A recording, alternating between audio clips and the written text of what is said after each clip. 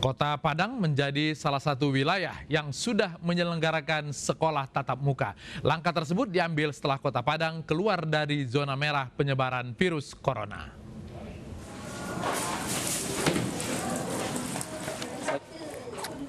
Hingga hari ini seluruh sekolah di Kota Padang masih tetap melaksanakan belajar mengajar tatap muka di sekolah. Seperti terlihat di Sekolah Dasar Negeri 26 Teluk Bayur di Kelurahan Rawang, Kecamatan Padang Selatan. Proses belajar tatap muka dijalankan dengan protokol kesehatan ketat. Guru wajib tes swab, hanya 50% siswa masuk, dan harus sering cuci tangan serta selalu menggunakan masker. Nah, hari ini kita kalau semuanya masuk berarti kan jarak anak tidak teratur jadinya. Jadi dekat-dekat, jadi hanya satu bangku satu orang anak gitu. Kalau dua kan masih jaraknya masih dekat. Anak ini kalau udah berkumpul susah mengatur ya. hari ini kan 14 kan? Meski sudah tatap muka, tapi belum semua siswa bisa ke sekolah. Hanya siswa kelas 5 dan kelas 6 yang mengikuti belajar tatap muka sesuai dengan instruksi Dinas Pendidikan Kota Padang. Sekolah tatap muka bisa dijadikan sebagai patokan bagaimana sebuah daerah berhasil menekan penyebaran COVID-19. Saya akan berbincang dengan Wali Kota Padang, Henry Septa. Pak Henry, selamat malam. Selamat malam, selamat malam Pak Latif. Ya. Sekolah dibuka itu keberanian, nekat, atau penuh perhitungan? Ya, baik. Assalamualaikum warahmatullahi wabarakatuh. Selamat malam buat Pak Latif Siregar dan juga semua pemirsa iNews di mana saya berada. Ini bukan soal uji coba atau gimana, kita sudah perhitungkan sebelumnya 6 bulan yang lalu, tepatnya di bulan Juni 2020, bahwa Kota Padang itu sudah siap ya dengan pembelajaran tatap muka, tentu dengan mengikuti protokol kesehatan. Namun karena izin dari Kementerian Pendidikan belum keluar, maka kita belum bisa melaksanakannya. Harusnya waktu itu bisa lebih cepat. Bisa Kalau lebih cepat. pemerintah mengeluarkan izin boleh Bisa lebih cepat. Insya Allah bisa. Apakah penyebaran COVID di Sumatera, di Padang terutama, itu memang rendah?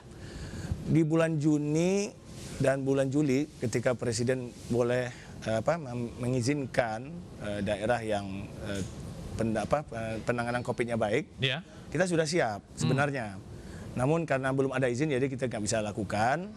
Dan memang waktu berjalan, bulan Agustus, September, Oktober itu memang rentan ya. Iya. Jadi ada peningkatan waktu itu, sehingga kita terpaksa juga harus melakukan tahap-tahap untuk bagaimana bisa menyiapkan lagi kondisi supaya anak-anak didik kita bisa belajar.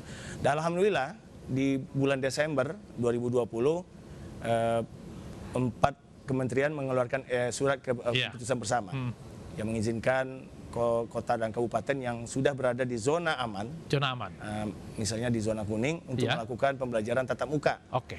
Dan alhamdulillah pada tanggal 4 Januari, tentu sebelumnya kita sudah menyiapkan juga guru-guru yang kita sudah melakukan swab test. Oke.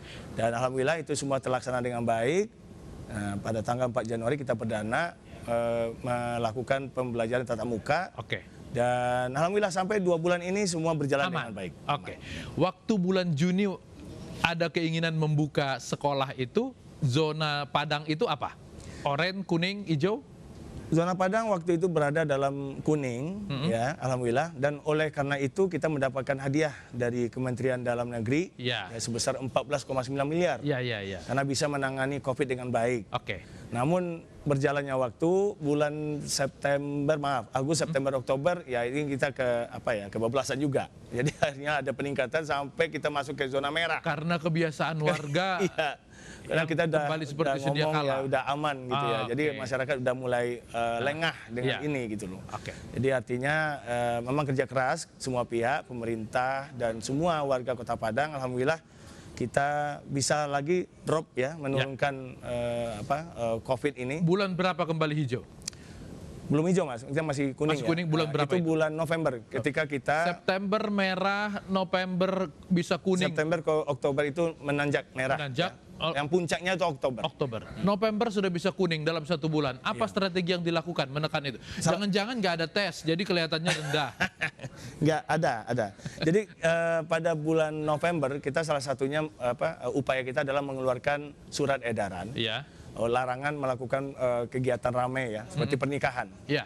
Dan itu alhamdulillah bisa bertahan selama sebulan.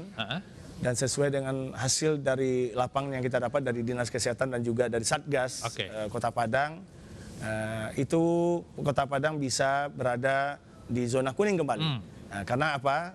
Kita tidak ada kegiatan apa-apa selama 1 bulan itu. Jadi alhamdulillah bisa menurunkan. Semacam lockdown, dibuat semacam lockdown atau bagaimana sebulan itu? Kita tidak mengizinkan kegiatan ramai, itu aja. Itu saja. Ya, jadi kita tidak mengizinkan ada kegiatan nikah ya, itu yang memang bisa mengundang sampai 500 orang dalam setiap kegiatan tersebut.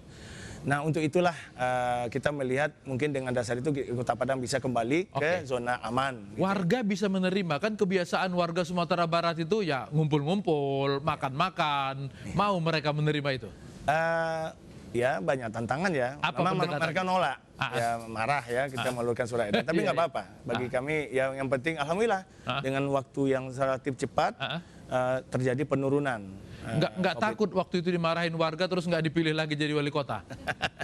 Ya nggak apa-apalah, biarlah saya terima aja dulu. Yang penting masyarakat Kota Padang sehat. Insya Allah. Pernah COVID ya? Saya pernah COVID.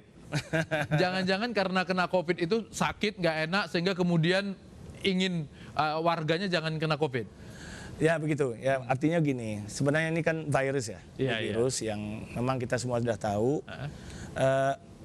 Bagaimanapun juga kita harus bisa menjaga kesehatan kita, ya. Dalam artian seperti olahraga, jaga makanan, jaga waktu untuk istirahat. Jangan sampai kita kelelahan dan suatu kita lelah, virusnya masuk. Baik. Nah ini yang pengalaman yang sudah saya pernah rasakan. Saya mungkin kelelahan waktu itu, kelelahan, jadi virusnya masuk. Tapi pergi jalan-jalan ke Jakarta, di situ virusnya masuk. Mungkin di sana virusnya masuk. Tapi saya mau sampaikan juga ya, apa itu? Ya, pada kesempatan ini, saya sudah lama sebenarnya sebelum saya divonis kena itu, saya sebenarnya sudah lama kena katanya. Jadi ada umur virusnya itu. Nah ini mungkin bisa bicara langsung sama dokternya. Memang ada virusnya itu mungkin udah mau mati. Saya sudah melakukan swab test, makanya saya bisa cepat tiba-tiba sembuh. karena lemah imun ini lagi ya. Apa strategi yang bisa dibagi ke daerah lain? Pertama yang jelas bagaimana antara pemerintah dengan masyarakatnya bisa satu hati ya. Kita jangan sampai berbeda pendapat. Yang penting pemerintah dan masyarakat harus bisa bersama-sama menuntaskan penanganan COVID ini bersama.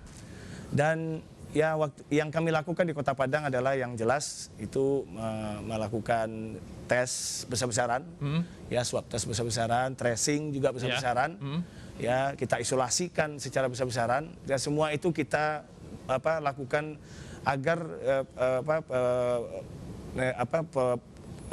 virus ini bisa kita kita cut ya, kita ini.